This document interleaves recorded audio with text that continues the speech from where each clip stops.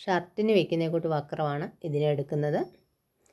വക്രം എടുത്ത് രണ്ടായിട്ട് മടക്കിയിട്ട് ഒരു 7 ഇഞ്ച് കഴുത്ത് ഇറക്കവും 3 ഇഞ്ച് കഴുത്തകലവും എടുക്കണം. അതിനുശേഷം സ്ക്വയർ വരച്ചു കൊടുക്കാം. നടുഭാഗത്ത് ഒരു 1/4 ഇഞ്ച് അപ്പുറത്തേക്ക് മാറ്റി അടയാളപ്പെടുത്താം. മുകളിൽ നിന്ന് താഴേക്ക് ഒരു 5 ഇഞ്ച് അടയാളപ്പെടുത്തണം. അവിടെ നിന്ന് ഇപ്പുറത്തോട്ട് മാറ്റി 1 ഇഞ്ച് അടയാളപ്പെടുത്താം.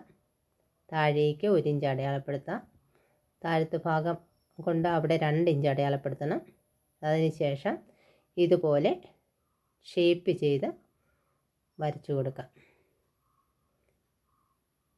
നമ്മൾ അടയാളപ്പെടുത്തിയ പോയിൻറ്റിന് മുകളിലായിട്ടാണ് നമ്മളത് വളച്ച് വരച്ചു കൊടുക്കുന്നത്. അവിടുന്ന് താഴേക്ക് പൂവിൻ്റെ ഇതൾ പോലെ താഴേക്ക് വരച്ചു കൊടുക്കുന്നു.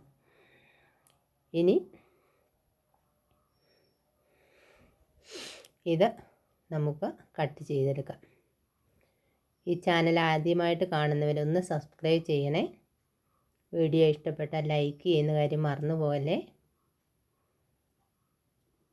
അങ്ങനെ നമ്മളിത് ഇതുപോലെ മുറിച്ചെടുത്തിട്ടുണ്ട്. ഇനി ഇതിനകം ഇതുപോലെ ശ്രദ്ധിച്ച് സാവധാനത്തിൽ മുറിച്ചെടുക്കണം, വളച്ച്.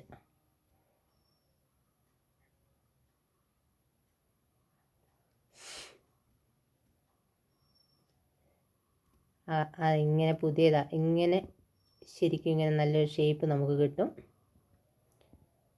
കണ്ടോ, ഈ ഷേപ്പിലാണ് കിട്ടുന്നത്.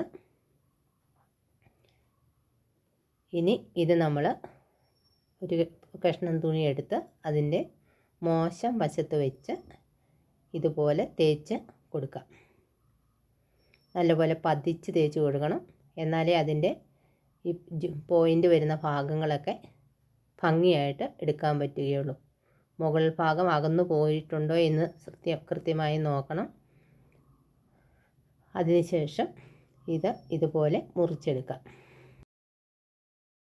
ഇനി ഇതുപോലെ മടക്കി വെച്ചിട്ട് 2 ഭാഗത്തെയും വക്രം ഒരുപോലെ വെച്ചിട്ട് നടുക്ക് നമുക്ക് ഒരു കട്ട് കൊടുക്കാം. ലൈനിങ് പീസും അതിൻ്റെ മുകളിൽ നല്ല പീസും ഇതുപോലെ വെച്ച് കൊടുക്കാം.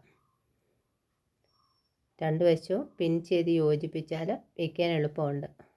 ഇതുപോലെ വെച്ചിട്ട് ആ നടുക്കിലെ മടക്കുപാടിക്കൂടെ തന്നെ നമ്മളൊരു 7 ഇഞ്ച് വരെ താത്ത് ഇങ്ങനെ അടിച്ചു കൊടുക്കുന്നു. പിൻ ചെയ്ത് കൊടുത്താലും മതി, എങ്ങോട്ടും മാറിപ്പോകാതിരിക്കാനാണ് ഇങ്ങനെ ചെയ്യുന്നത്. അതിന് ശേഷം നല്ല പീസ് എടുത്തിട്ട് ആ നല്ല പീസിൻ്റെ ഫ്രണ്ട് വശത്ത് തന്നെ പിൻ ചെയ്ത് യോജിപ്പിക്കുകയാണ്. 2 സൈഡിലും നമ്മൾ പിൻ ചെയ്ത് കൊടുക്കുന്നുണ്ട്. അതിനുശേഷം നമ്മൾ തയ്യാറാക്കി വെച്ചിരിക്കുന്ന നെക്ക് ഇതിലേക്ക് വെച്ച് കൊടുക്കും. കറക്റ്റ് നടുവിൽ തന്നെ അതിൻ്റെ അടിഭാഗം വരുന്ന രീതിയിൽ വേണം വെച്ച് കൊടുക്കാൻ. പീസ് മാറിപ്പോകാതിരിക്കാൻ വേണ്ടി ഇതിൻ്റെ മുകളിൽ കൂടി ഒന്നുകൂടി അടിച്ചു കൊടുക്കുന്നുണ്ട്. അത് ഇതുപോലെ ഇതിൻ്റെ കറക്റ്റ് പോയിൻ്റിൽ നിൽക്കുന്ന രീതിയിലാണ് അടിച്ചു കൊടുക്കുന്നത്. അതിനുശേഷം ഇതിൻ്റെ സൈഡ് വഴി നമുക്ക് അടിച്ചു കൊടുക്കാം. വളരെ ശ്രദ്ധിച്ച് വേണം. നല്ലപോലെ വളമൊക്കെ ഉള്ളതുകൊണ്ട് നല്ലപോലെ വളച്ചൊക്കെ അടിക്കണമെങ്കിൽ നല്ലപോലെ ശ്രദ്ധിച്ച് വേണം ചെയ്യാനായിട്ട്.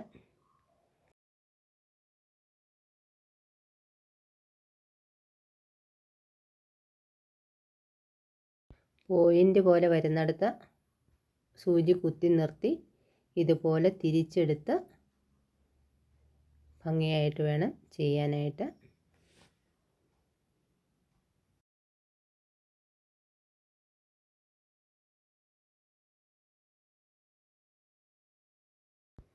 അങ്ങനെ ഇതിലേക്ക് നമ്മൾ അടിച്ചെടുത്തിട്ടുണ്ട്. കണ്ടോ, ഇങ്ങനെയാണ് ഇതിൻ്റെ അകത്ത് വശം. ഇനി നമുക്ക് കട്ട് ചെയ്ത് കൊടുക്കാം.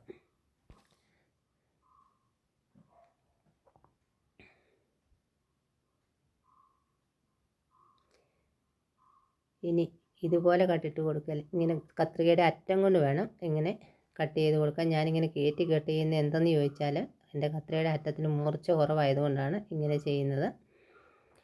ഇത് നല്ലതുപോലെ കട്ട് ചെയ്ത് കൊടുക്കണം. പരമാവധി അത് ചെയ്യാവുന്നത്ര അത് ചെയ്ത് കൊടുക്കണം. അല്ലെങ്കിൽ തിരിച്ചിടുമ്പോൾ നല്ലപോലെ വളഞ്ഞ് കിട്ടത്തില്ല. അങ്ങനെ നമ്മളിത് മുഴുവൻ ചെയ്ത് കൊടുത്തിട്ടുണ്ട്. കൂടുതലായിട്ട് പുറത്തേക്ക് തള്ളി നിൽക്കുന്ന തുണികളുടെ പീസുകളെല്ലാം നമ്മൾ മുറിച്ച് കളയണം. അല്ലെങ്കിൽ തിരിച്ചിടുമ്പോൾ ഭയങ്കര കട്ടിയായിരിക്കും. അതുകൊണ്ട് പരമാവധി കട്ട് ചെയ്ത് കളയാവുന്ന പീസുകൾ നമ്മളകത്തുനിന്ന് കട്ട് ചെയ്ത് കളയണം. അങ്ങനെ ഇത് ശരിയായിട്ടുണ്ട്. ഇനി നമ്മൾ മറിച്ചിടുകയാണ്. സൂചി ഒരു ഇച്ചിരി വലിപ്പമുള്ളൊരു സൂചിയാണ്. അതിങ്ങനെ വക്കറത്തിൻ്റെ അറ്റത്തേക്ക് ആ പോയിൻറ്റിലേക്ക് വച്ച് കൊടുത്തിട്ട് ഇതുപോലെയാണ് മറിച്ചിടുന്നത്. അങ്ങനെ എല്ലാ മൂലകളും ഇതുപോലെ തന്നെ നമ്മൾ മറിച്ചിടണം. അങ്ങനെ ഇതാ ഇതുപോലെ ഇങ്ങനെ മറിച്ചിടണം.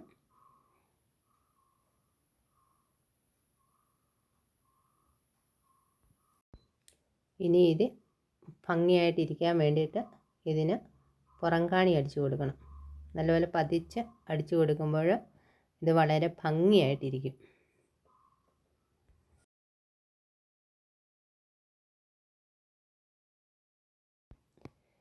നെക്ക് ഇഷ്ടമായ സപ്പോർട്ട് ചെയ്യണേ.